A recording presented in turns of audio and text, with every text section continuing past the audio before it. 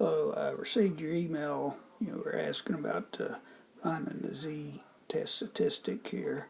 How can you do this with the calculator? I believe is your question.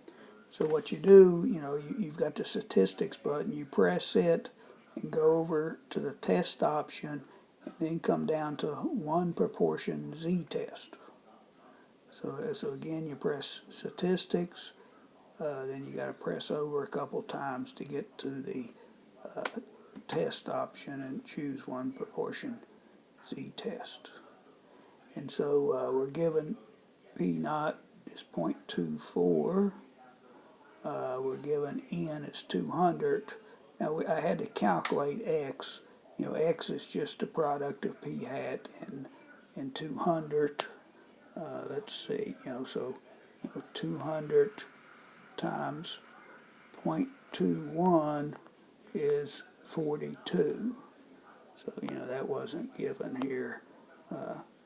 So, I had to calculate that. It's just a product of these two. P hat equals x over n, or x equals the product of those two.